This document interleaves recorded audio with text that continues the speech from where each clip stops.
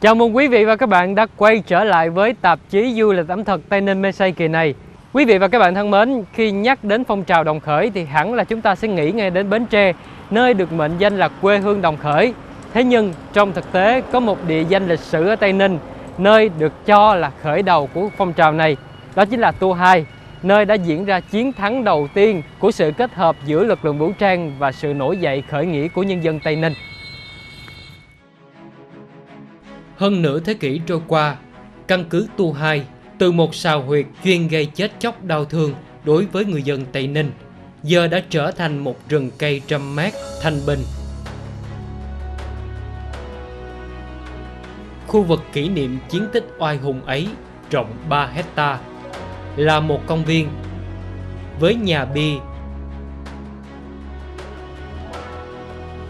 tượng đài chiến thắng, cùng bức phù điêu hoành tráng.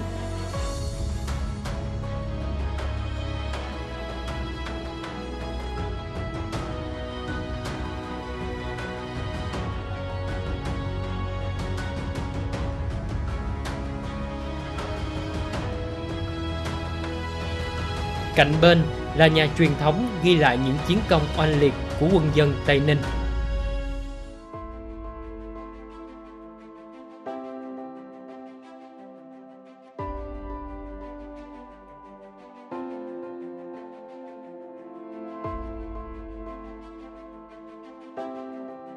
Nguyên nhân của phong trào đồng khởi xuất phát từ tháng 5 năm 1959.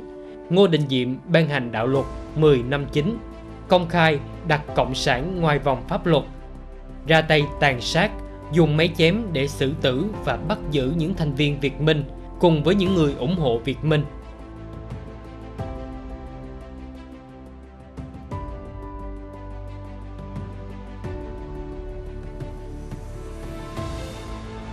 Hội nghị lần thứ 15 Ban chấp hành Trung ương Đảng Lao động Việt Nam đã quyết định cho phép lực lượng cách mạng miền Nam sử dụng bạo lực kết hợp đấu tranh chính trị và đấu tranh vũ trang để lật đổ chính quyền Mỹ Diệm.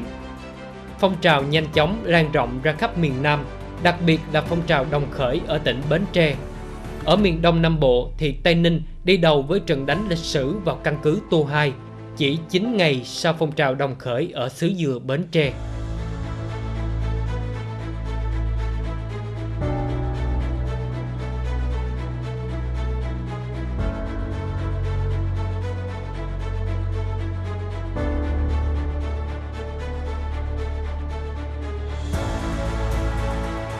Căn cứ Tua 2 trước là một tháp canh thời Pháp, được quân đội Việt Nam Cộng Hòa chọn xây dựng một căn cứ quân sự chiến lược lớn. Căn cứ rộng 36 hecta với thành cao hào sâu, được bao bọc bởi nhiều lớp kẽm gai cùng với 48 tháp canh và các trại lính dày đặc. Cũng là kho vũ khí dự bị cho cả 3 vùng chiến thuật của Việt Nam Cộng Hòa và đồng minh Mỹ. Tại đây có Trung đoàn 32 thuộc Sư đoàn 13 Việt Nam Cộng Hòa với số quân thường xuyên lên đến 2.000 quân, được trang bị vũ khí hiện đại, cùng một trường huấn luyện biệt kích, một tiểu đoàn thường trực ứng biến và 2 đại đội thám báo cài cắm trong dân. Thực hiện nhiệm vụ của xứ ủy Nam Bộ cần tập trung lực lượng đánh một trận lớn để mở màn phong trào vũ trang đồng khởi ở miền Đông Nam Bộ. Ban quân sự miền Đông xây dựng quyết tâm chiến đấu tiến công căn cứ Tua 2. Phương án tác chiến là sử dụng lực lượng đặc công, bí mật đột nhập, dùng trái nổ diệt sở chỉ huy. Đồng thời, các đơn vị bộ binh đồng loạt xung phong trên các hướng tiêu diệt các mục tiêu còn lại. Nhiệm vụ được giao cho đại đội 59, đại đội 70, đại đội 80 và 2 trung đội vũ trang tỉnh Tây Ninh. Tổng quân số 300 đồng chí và hơn 300 dân công phục vụ. Trang bị của ta gồm 1 đại liên, 4 trung liên, 100 súng trường, tiểu liên và 70 trái nổ, thủ pháo. Đêm 25, rạng sáng ngày 26 tháng 1 năm 1960, các chiến sĩ thuộc Ban quân sự miền Đông đồng loạt tấn công vào căn cứ Tua 2, kết hợp giữa đặc công, và các mũi tấn công nhiều hướng, nhanh chóng chiếm lĩnh căn cứ.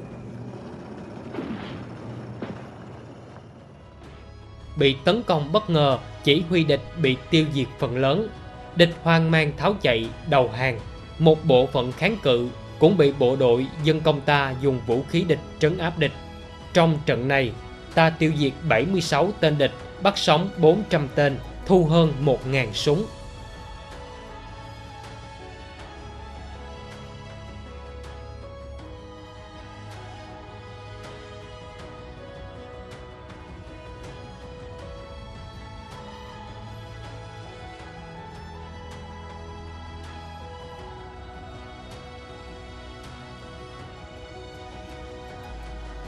Các thế hệ hôm nay của người Tây Ninh luôn tự hào về một chiến công oai hùng nhất của cha ông mình, chiến thắng Tua Hai.